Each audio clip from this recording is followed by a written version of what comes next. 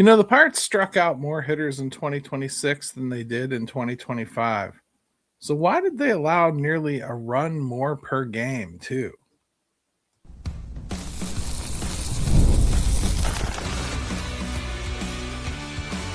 You are Locked On Pirates, your daily Pittsburgh Pirates podcast, part of the Locked On Podcast Network, your team every day.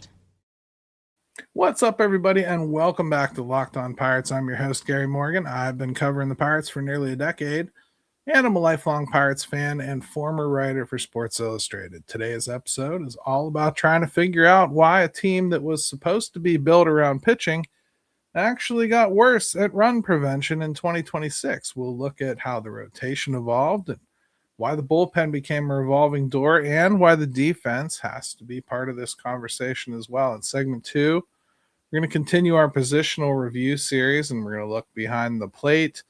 And in segment 3, your questions, a bunch of good AMAs. Let's get into it. The pitching staff took a step back. The Pirates entered 2026 believing pitching would once again be their identity. And in some ways, it still was. The problem is that it wasn't nearly as effective. When you compare the staff numbers year over year, the regression is pretty obvious. In 2025, Pirates posted a team ERA of 3.76. In 2026, that number jumped to 4.29. Runs allowed per game went from 3.98 to 4.76. WHIP climbed from 1.216 to 1.324. Home runs allowed per 9 only increased a little from 0.96 to 1.03. One thing immediately jumps off the page to me. Strikeouts actually improved. The Pirates went from 8.27 strikeouts per 9 innings in 2025 to 9.40 in 2026. So I wouldn't say that this is a story about stuff. It isn't even a story about missing bats.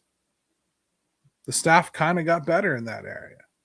The question becomes, why did run prevention get so much worse? And I think the answer starts with organizational philosophy. Pirates continue to prioritize velocity and strikeouts and upside. And I get it. The rewards are obvious. Paul Skenes remains one of, the most talented pitchers in baseball, even though he hasn't performed that way. Braxton Ashcraft has firmly established himself as a legitimate major league rotation piece. Bubba Chandler has flashed exactly why people are so excited about his future. But what you also saw was the downside of allowing young pitchers to learn at the highest level. Chandler walked 66 hitters. Jared Jones had his own adjustment periods just since coming back. Mitch Keller never really found consistency this year. He watched his ERA rise above 5 before going on the IL. Those growing pains, they don't necessarily mean those pitchers failed. In fact, they may be extremely important developmental steps, but they absolutely impact team level outcomes. When you're trying to win games at the major league level, every extra walk, every missed location, every deep count, every additional base runner matters. The 2025 staff had a lower event profile. The 2026 staff had a higher ceiling. The trade-off, I think, volatility. The rotation wasn't the only factor either. The bullpen tells a pretty similar story. Gregory Soto, Yohan Ramirez, Mason Montgomery generated strikeouts in bunches. Pirates had power arms all over the place. They also spent the season searching for some form of stability. How many relievers did we see come through this organization? How many roster moves have they made? How often were they searching for somebody to lock down the 6th or 7th or 5th? You saw names like Isaac Matson and Antoine Kelly and Duvall. Pirates tried to solidify the middle of games, and every time you have that much turnover, you're usually trying to solve a problem. before we put all this on the pitching staff, we need to talk about the defense, because I don't think this conversation is complete without it. I don't think it could possibly be. Pirates have spent both 2025 and 2026 sitting somewhere between below average and average defensively. Whether you look at defensive runs saved or outs above average, the story is pretty similar. Athleticism has never really been the issue. The Pirates make some spectacular plays. You'll see guys cover incredible ground in the outfield. You'll see highlight reel catches. You'll see unbelievable individual moments. What they haven't consistently done is execute the routine plays, and that's where good defenses separate themselves. Good defenses don't just make difficult plays. They make the easy play every single time. And when you combine a young pitching staff with a defense that struggles to provide clean support behind it, run prevention becomes significantly harder.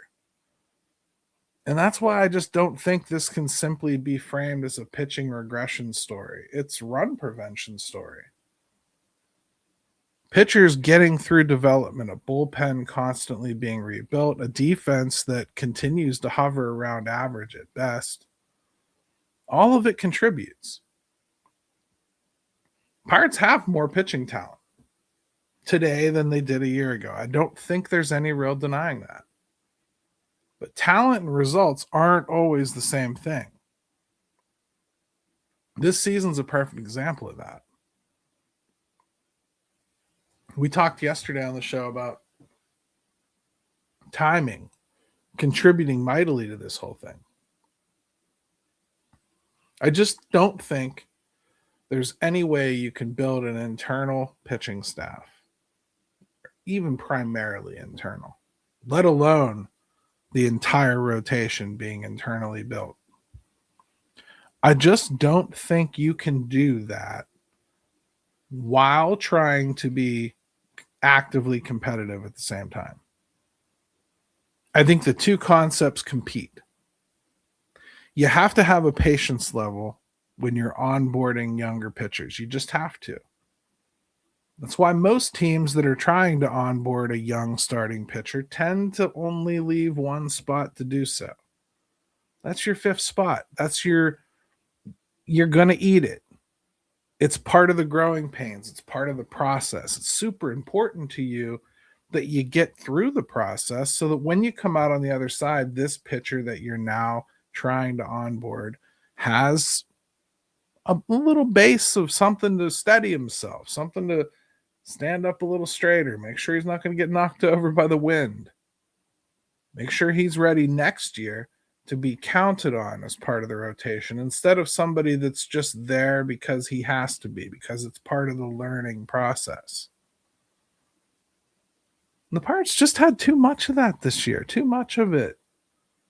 Too many spots where that was the case. And then even the guys that weren't supposed to be in that situation kind of showed up having caused new lessons to need to be learned and or fresh off learning new lessons that contradicted what they really needed to do.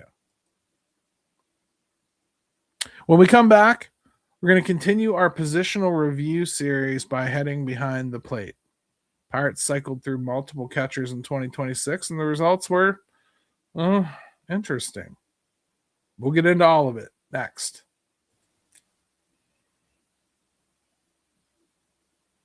Today's episode is brought to you by FanDuel. Baseball fans, if you think you know who's hitting a homer today, FanDuel is giving you a free chance to call your shot with daily dingers.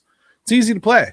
Just make your free pick for who you think will hit a home run in their game. If you're right, you'll receive a profit boost to use in your next bet for a chance at extra winnings. Best of all, you can make a free pick every day throughout the MLB season. Daily Dingers is another fun way to stay engaged with every day's games, whether you're following your favorite team or keeping an eye over matchups across the league. Every game has someone capable of going deep. Now you get the chance to make your prediction before first pitch. Right now, FanDuel is America's #1 sportsbook, and they're making it easy to get started with a user-friendly app, live betting options, and so many ways to build your own experience. Just visit FanDuel.com to get started. That's FanDuel.com. FanDuel, official sportsbook partner of Major League Baseball.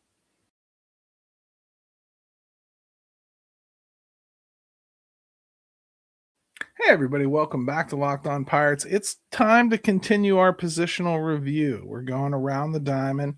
And I know I'm not going in order. We've done first base and we've done third base. We took a break yesterday. Today, we're going to do catcher.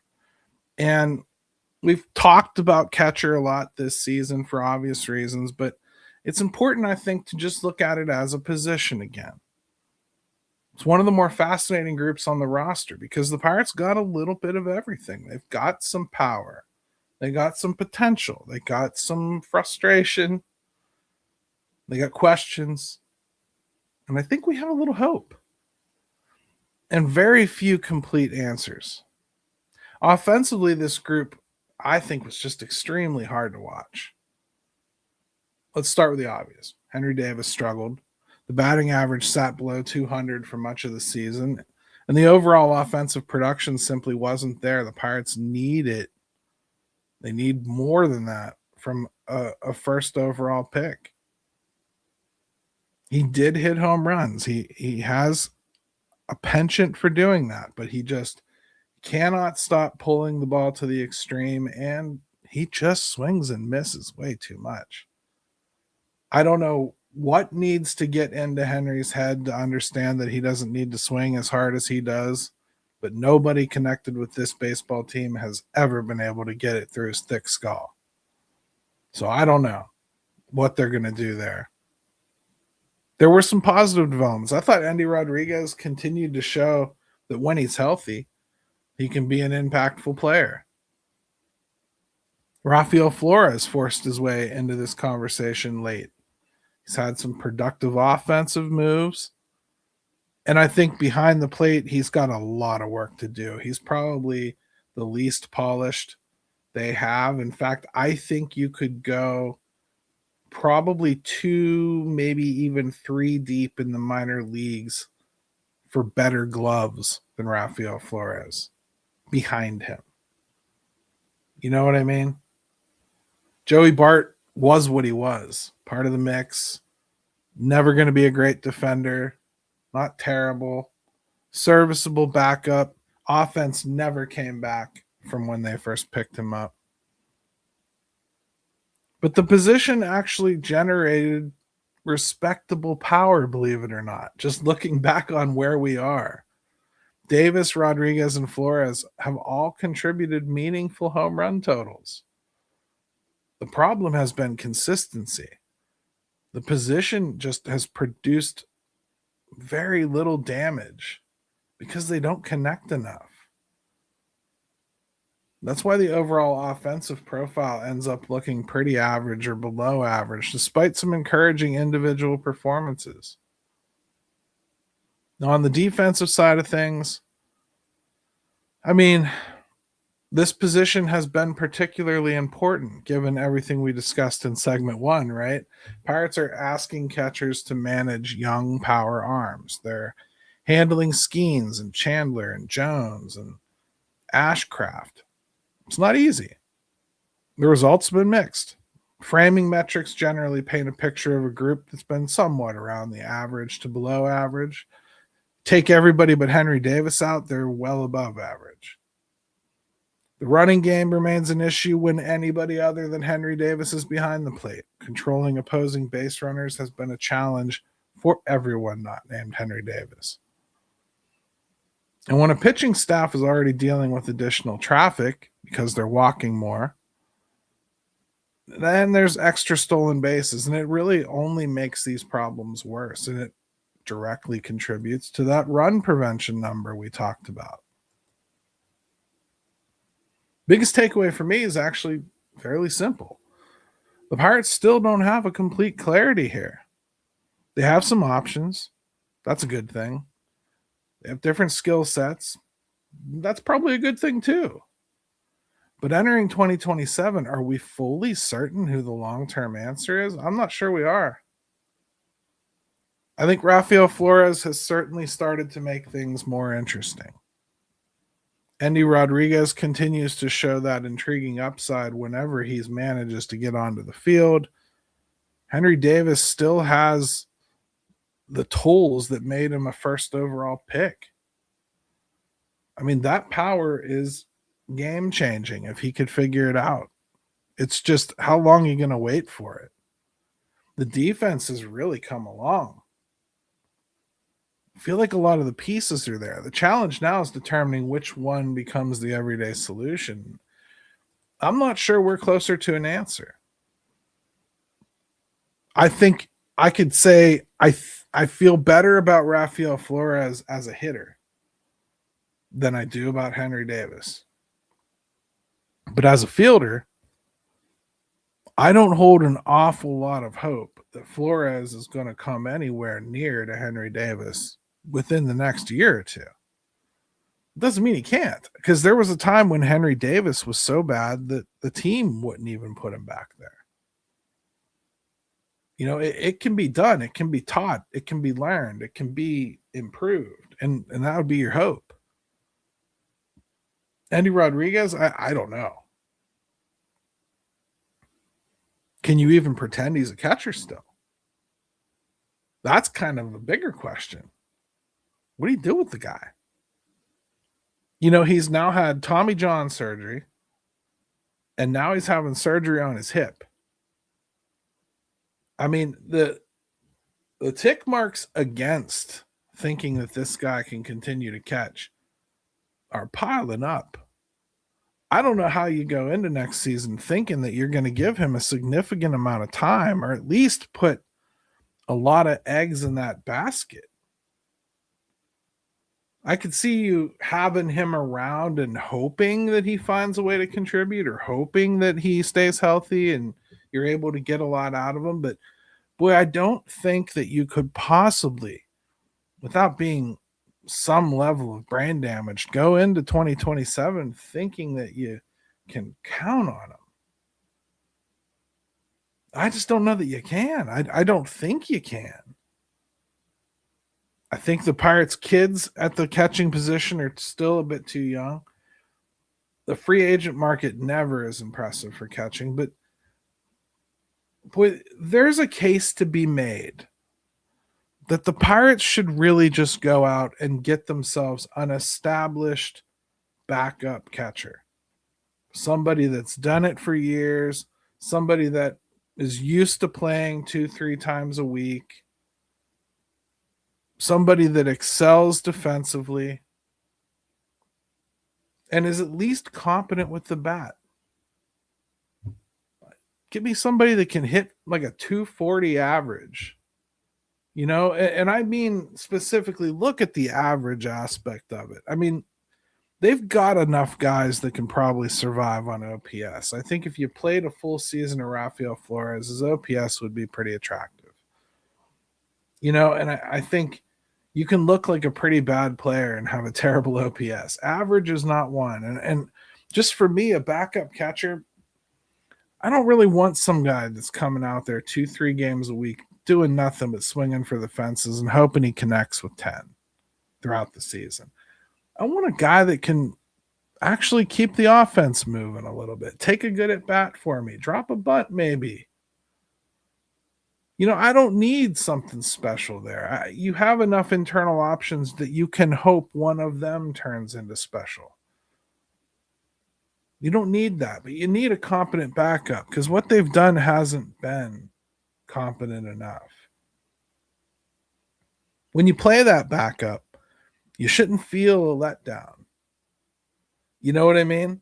And especially on a team where the starter has been Henry Davis, you should be relieved to get whoever's batting back there. But there has to be a balance.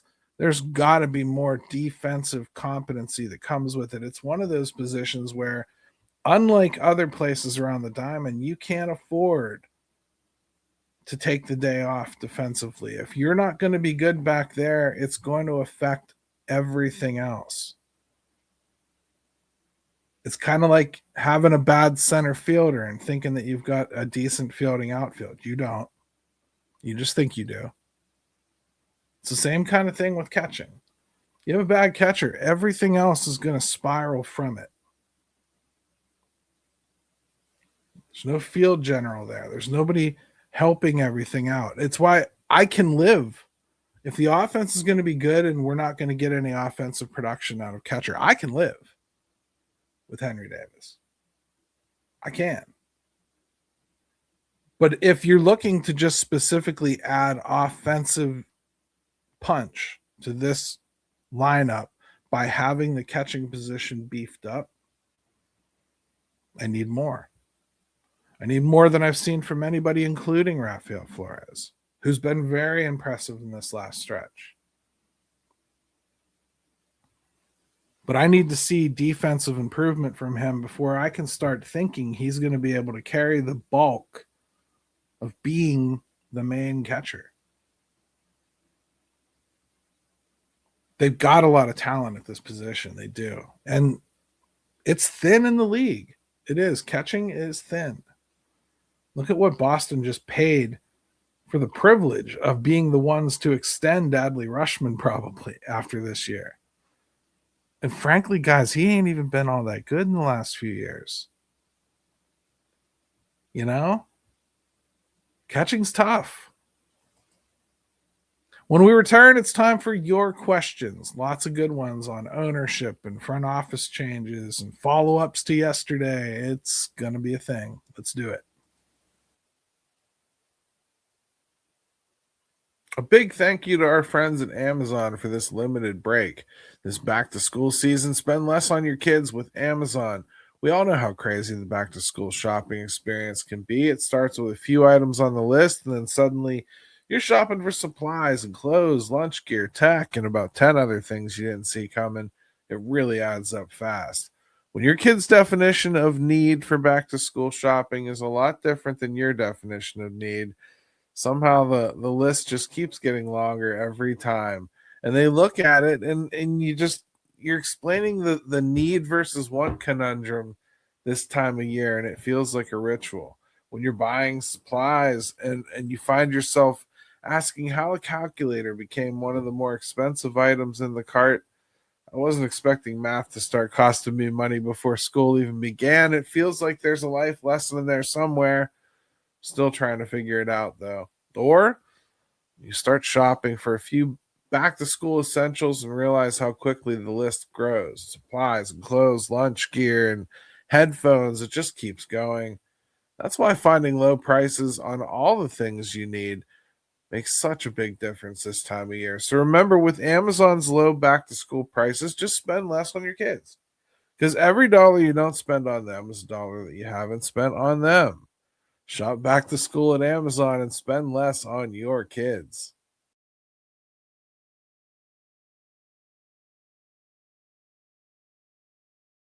Hey, everybody. Welcome back to Locked On Pirates. This is my favorite part of the show. It's the AMA segment. Love doing these. A lot of good ones. Some of them are pretty challenging this time, so let's see how they go. Question number 1. I heard your show yesterday. I can understand all the reasons why they might not move on, but I'm not sure how they could not make changes. Don't you think fans will revolt at some point? Yeah, at some point fans will revolt, but fans revolt every year. If they fire everybody, there will be fans that revolt this year because they think it's the wrong thing. Look at the comments on yesterday's show if you have time. Just, you're one of them, but go look at the comments on YouTube. Go check out what people had to say after that show yesterday, where frankly, I don't think that I was all that harsh on the coaching staff. I very much so gave you both sides of the story. I gave you the good, the bad, and the ugly. And I gave you the likelihoods of what would happen moving forward, at least as far as my head goes. Look at the comments there. How many people thought I was attacking Don Kelly for no reason? Don Kelly should be here. Don Kelly shouldn't get fired. You'd be shocked. How many people disagree with what you think is a universal feeling? So somebody will be hard done by no matter what they do. Will the fans revolt at some point? Sure. But what are they going to revolt next year if there is no baseball? You going to pick it outside PNC Park that they don't stay closed? I mean, for real.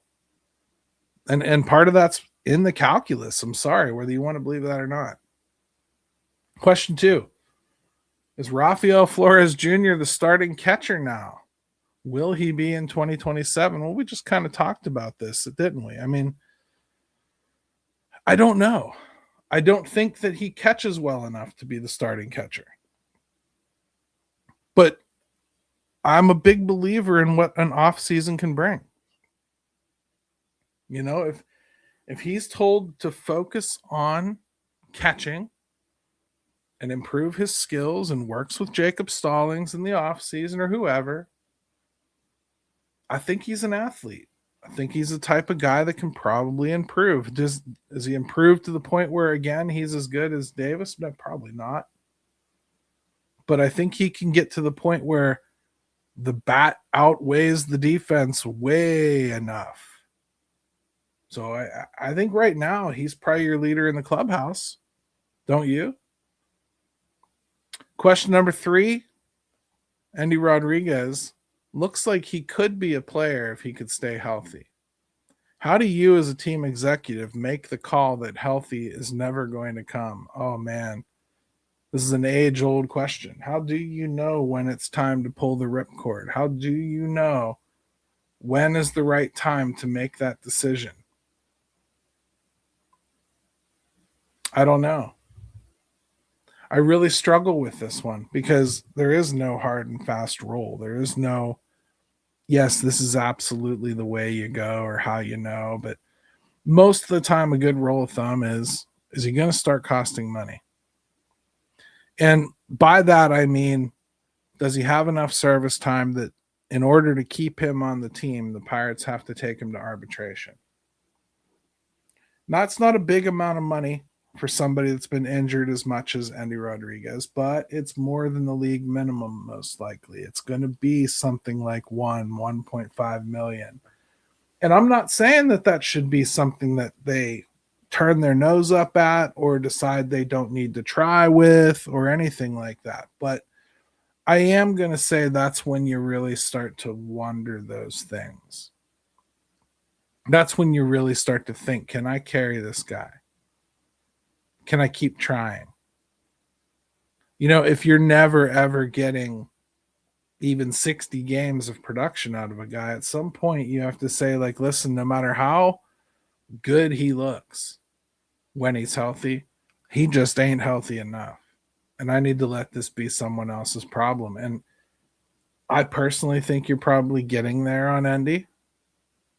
I also fully believe Endy could wind up being a very good player. I personally think it will not be behind the plate. I think that this is a guy that will find a home elsewhere, either in the outfield or in the infield, first base, second base, something like that.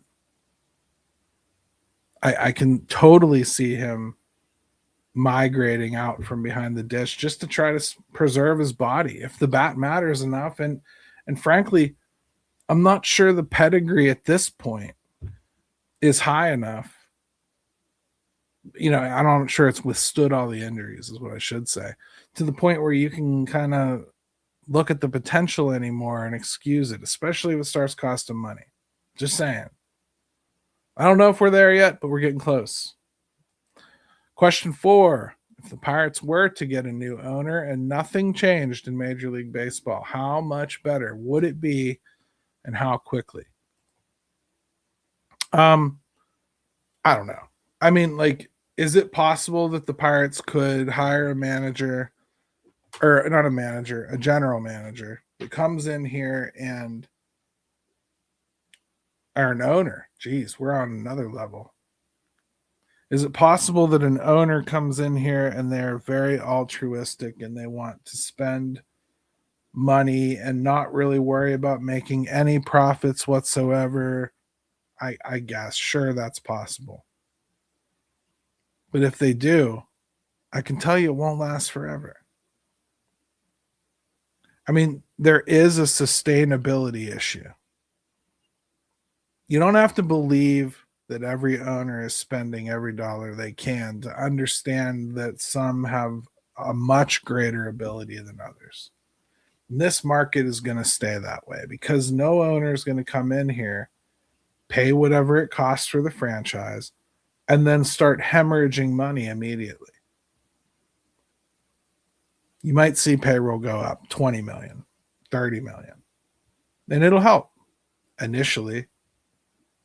But eventually, as you get your roster locked up with contracts, you start to find that what seemed a lot before isn't so a lot now, and you really do need to add more to it. And that's when I think this market would start running into the same issues. How quickly would it turn around? Pretty quickly, because I kind of think this team is poised to continue going in the right direction regardless of the general manager.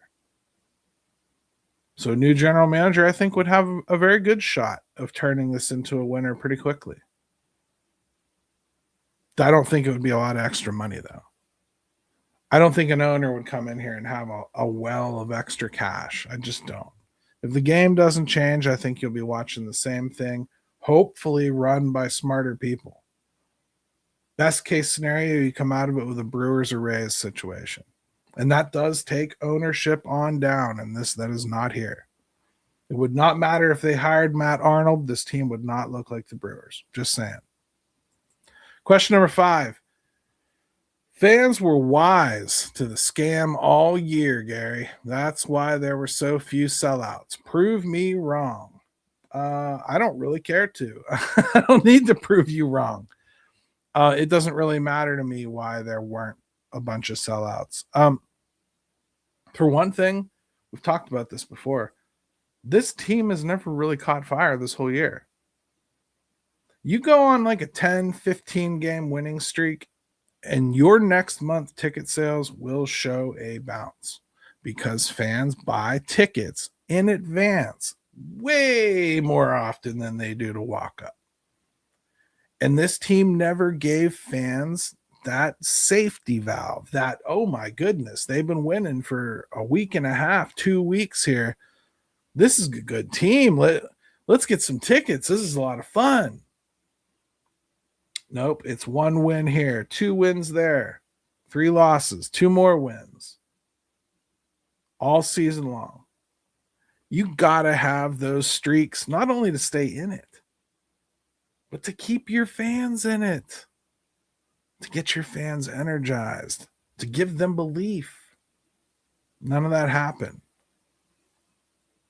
Were fans wise to it? I guess. Again, I don't know what you win for that.